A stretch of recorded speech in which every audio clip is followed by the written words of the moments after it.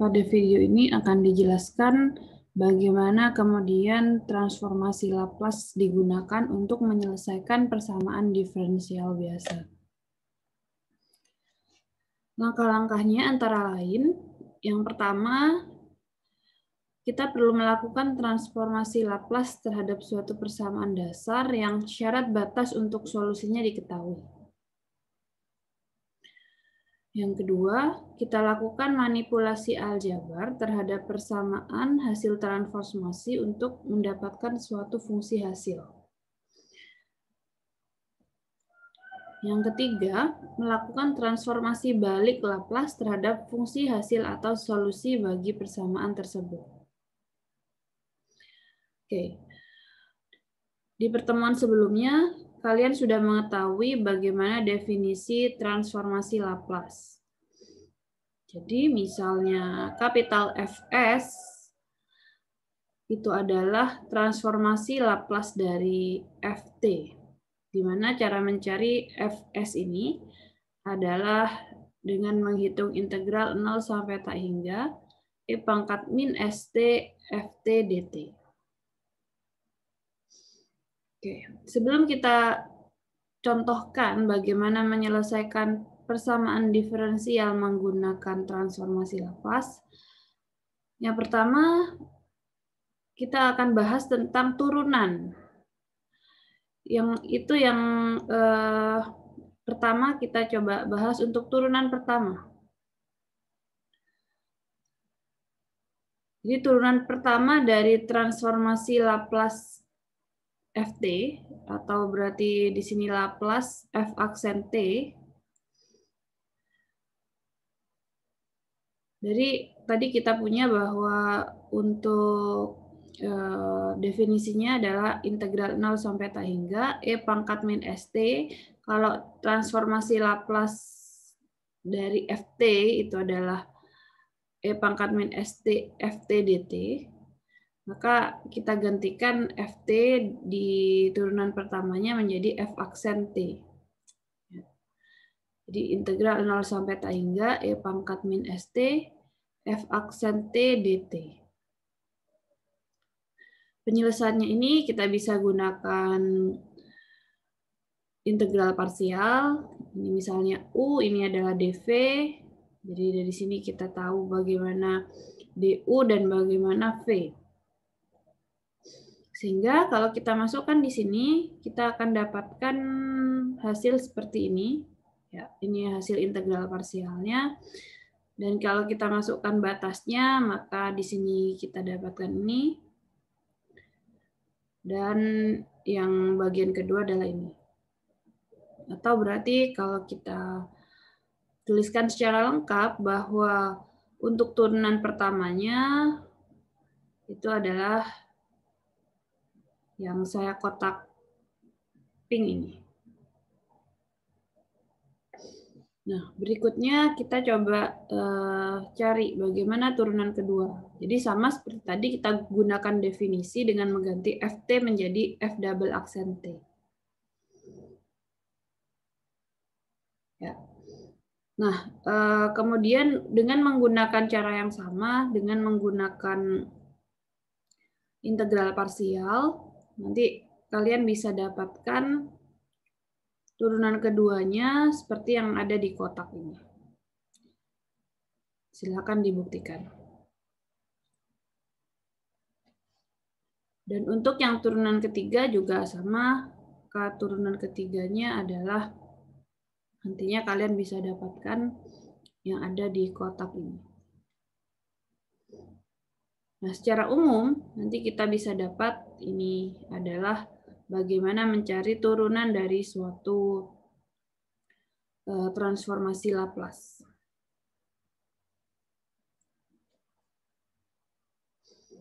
Nah, ini adalah contoh yang kemarin sudah kalian kerjakan.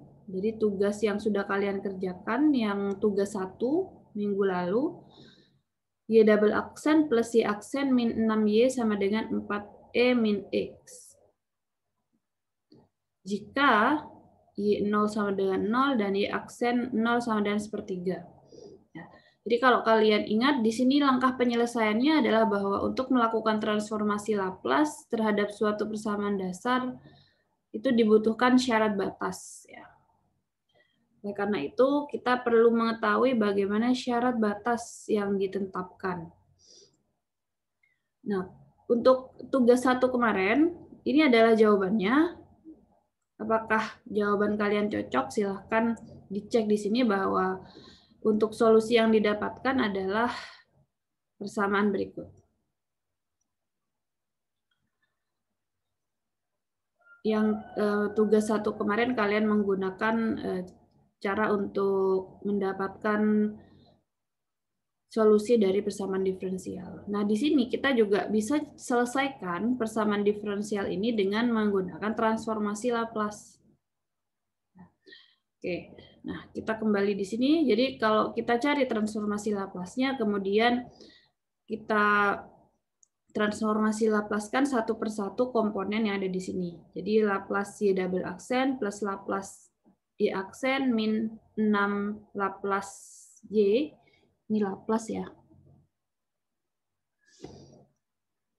Sama dengan 4 Laplace E pangkat min X. Ya.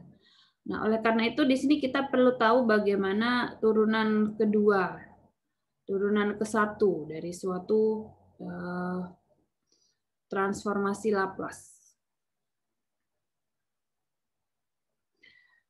Ya, jadi yang pertama untuk yang transformasi Laplace turunan kedua, kita tadi sudah dapatkan bahwa transformasi Laplace dari turunan kedua suatu fungsi ft misalnya, itu adalah ini. Jadi S kuadrat Fs min S F0 min F aksen 0.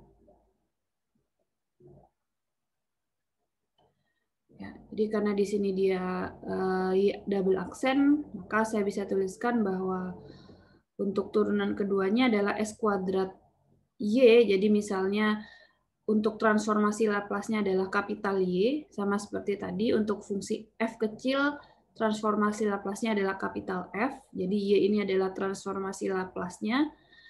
Y besar ya, maksud saya Y besar ini adalah transformasi Laplace-nya, maka S kuadrat Y min S Y0 min Y aksen 0.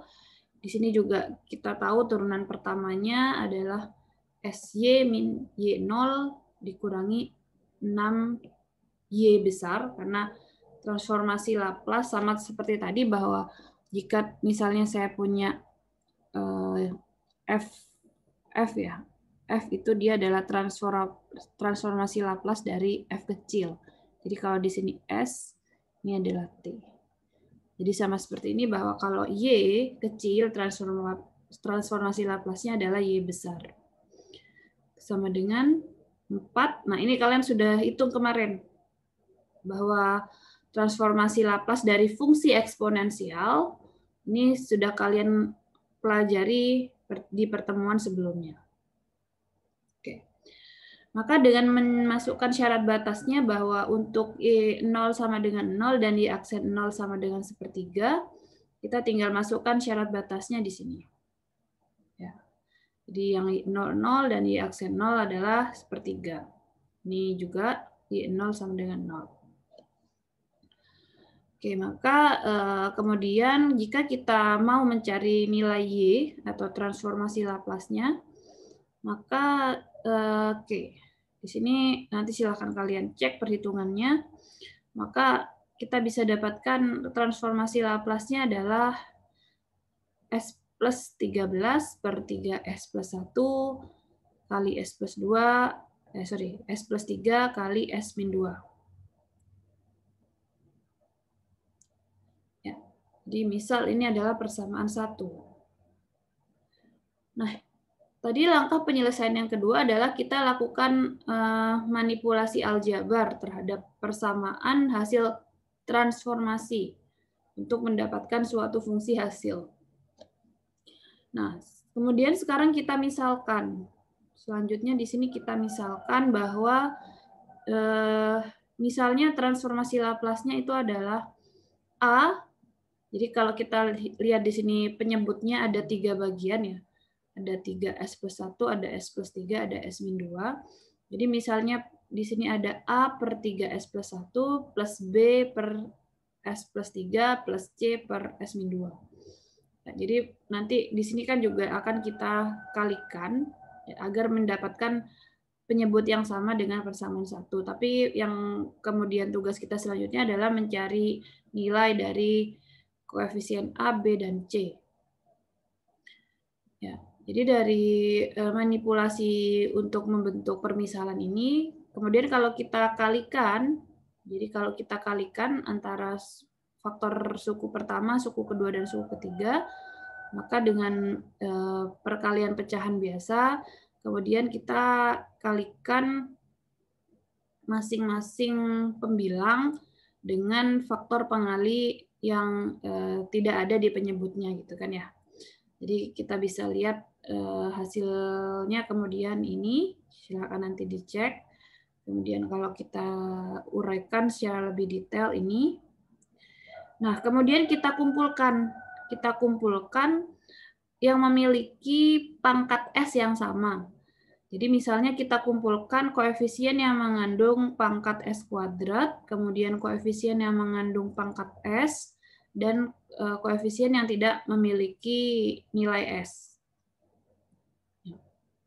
Oke. Dibagi dengan penyebutnya. Oke, nah misalnya ini adalah persamaan 2. Nah, maka agar persamaan 1 sama dengan persamaan 2, maka yang harus kita lakukan adalah menyamakan bagian mana yang di situ memiliki S kuadrat, memiliki S, dan tidak memiliki S. Kita lihat bahwa di persamaan 2 itu untuk S kuadratnya adalah koefisien yang mengikuti A plus 3B plus 3C. Sedangkan di persamaan 1 yang memiliki faktor S kuadrat itu adalah 0.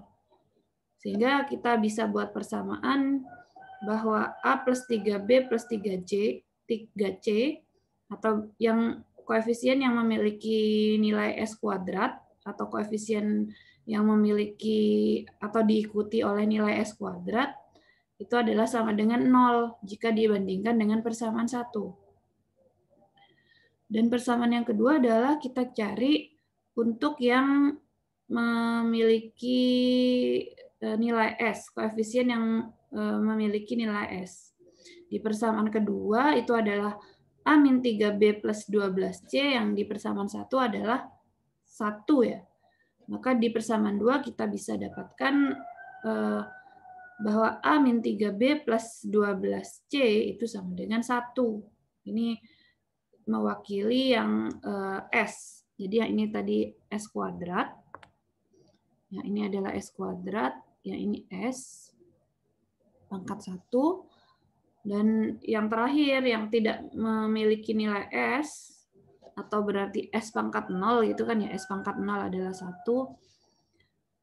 Yang persamaan 2 adalah min 6A min 6B plus 9C, dan yang persamaan 1 adalah 13.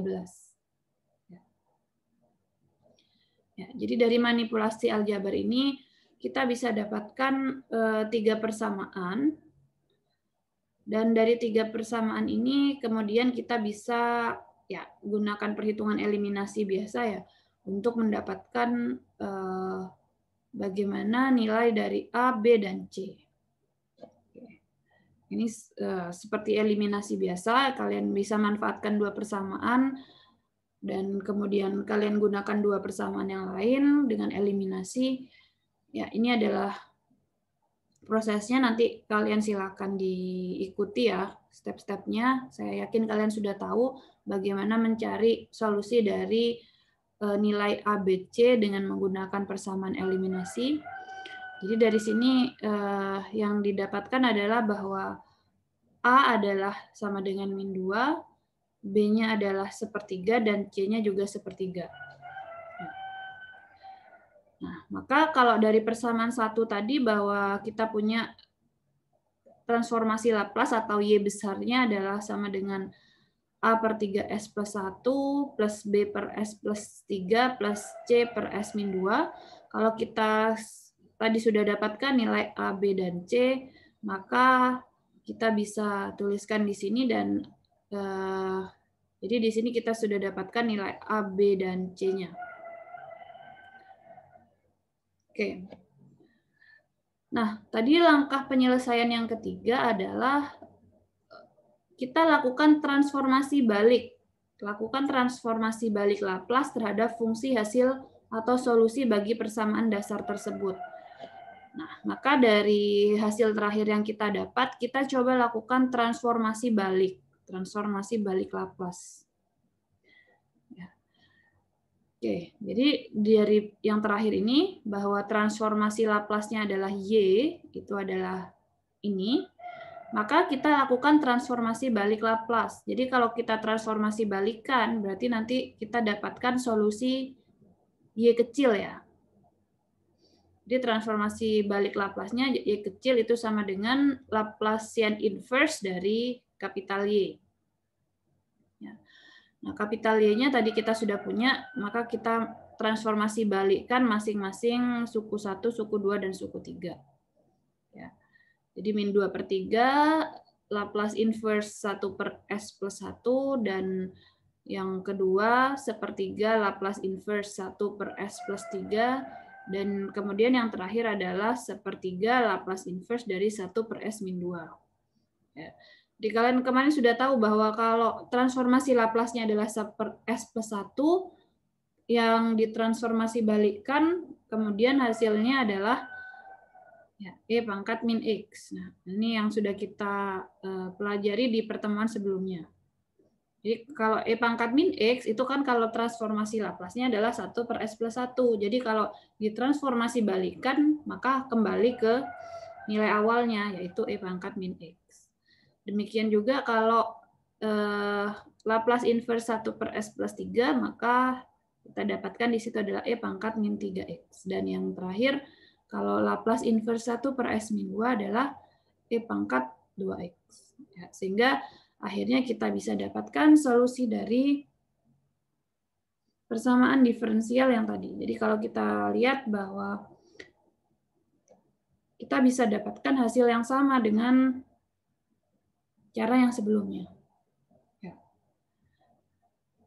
Jadi ini adalah cara yang bisa kita lakukan untuk mendapatkan solusi dari persamaan diferensial menggunakan transformasi Laplace.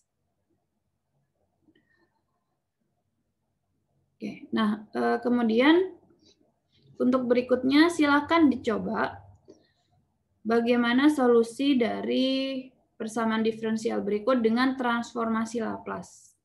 Ya, persamaan diferensialnya adalah Y double aksen plus 6Y aksen plus 8Y sama dengan 5E pangkat min 3X jika batasannya adalah Y0 itu sama dengan 0 dan Y aksen 0 sama dengan 2. Silakan dicoba.